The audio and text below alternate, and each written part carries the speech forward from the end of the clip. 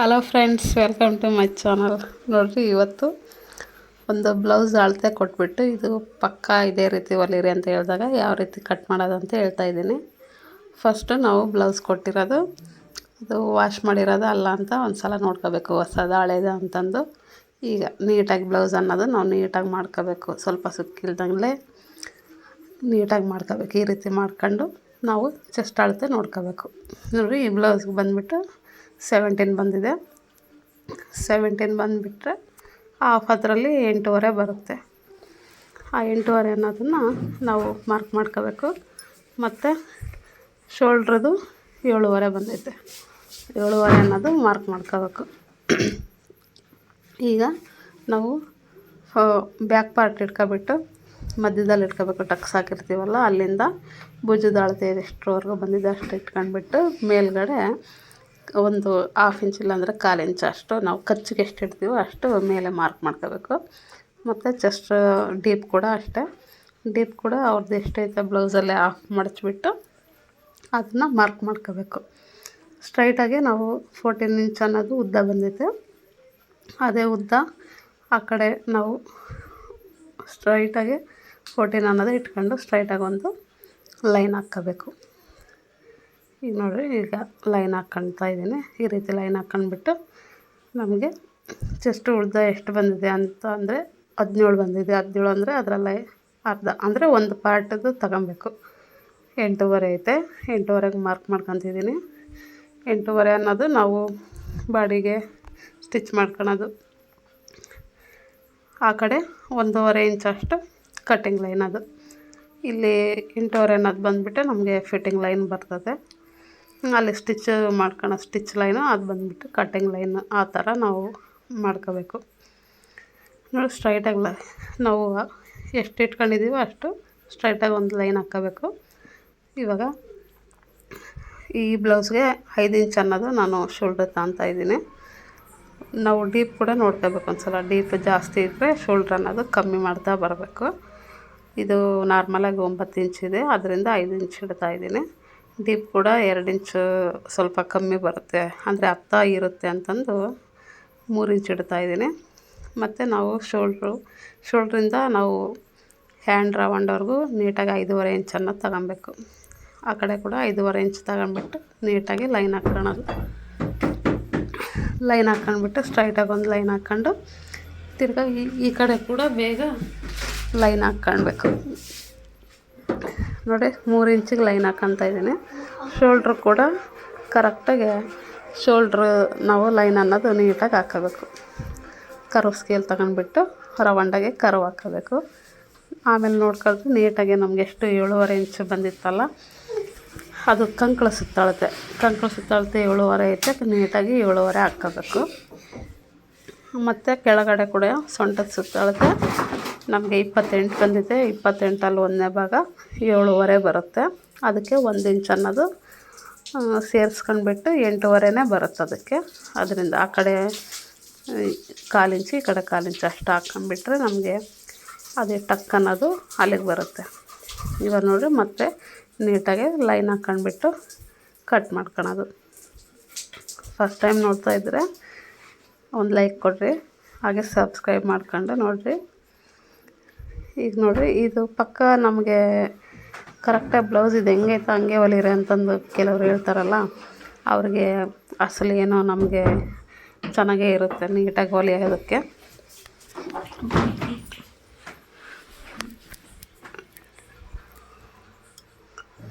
ಇವಾಗ ನೀಟಾಗಿ ನಾವು ಬಂದುಬಿಟ್ಟು ಹ್ಯಾಂಡ್ಸ್ ಕಟ್ಟಿಂಗ್ ಮಾಡೋಣ.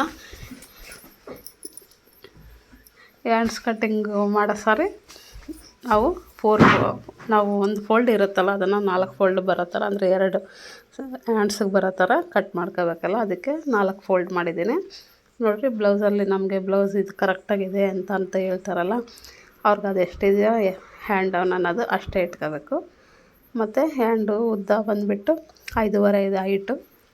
ಅದೇ 5.5 ಆಪೋಸಿಟಲ್ಲಿ ಕೂಡ ಇಟ್ಕೊಂಡು ಮಾರ್ಕ್ ಮಾಡ್ಕೊಳ್ಳೋದು. ಇದು ಅದು ಬಂದುಬಿಟ್ಟು ಹ್ಯಾಂಡ್ ಡೌನು.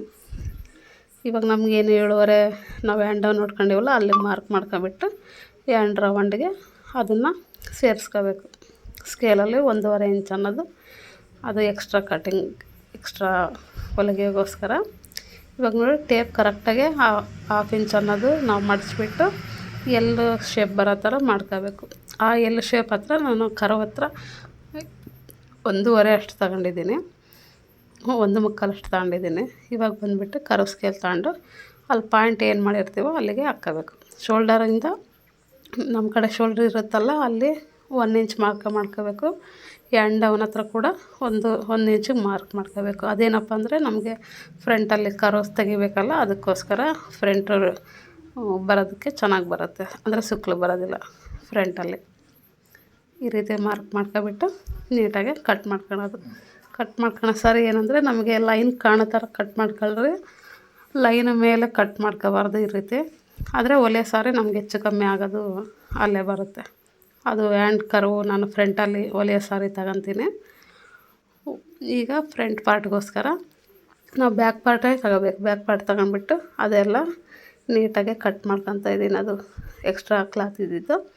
ಈಗ ನೋಡಿ ಸ್ಕೇಲಲ್ಲಿ ನಾವು ಕರೆಕ್ಟಾಗಿ ಮಾರ್ಕ್ ಮಾಡ್ಕೋಬೇಕು. ಅಂದರೆ ಬ್ಲೌಸ್ ಸುತ್ತೂರು ಎಷ್ಟೈತೆ ಅದು ಅಷ್ಟೇ ನೀಟಾಗಿ, ಅದು ಯಾವ ರೀತಿ ಇದೆ ಯಾವ ರೀತಿ ಎಲ್ಲ ಶೇಪು ಬರೋ ಥರ ನಾವು ಮಾರ್ಕ್ ಮಾಡ್ಕೋಬೇಕು.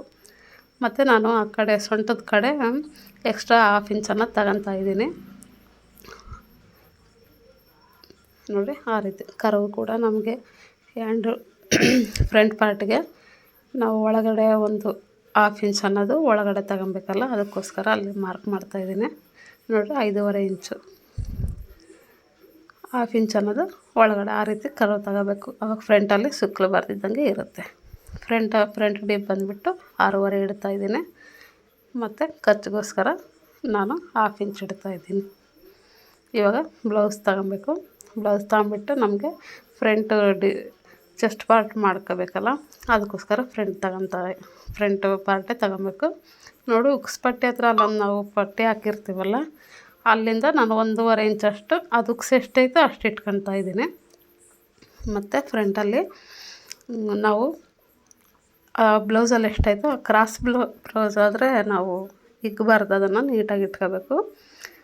ಇವಾಗ ನಾವು ಅದೆಷ್ಟು ಬಂದಿದೆಯೋ ನಾವು ನಾವು ಟಕ್ಸ್ ಇಡ್ತೀವಲ್ಲ ಅದು ಹೈಟ್ ಎಷ್ಟೈತೋ ಅಷ್ಟೇ ಇಟ್ಕೋಬೇಕು.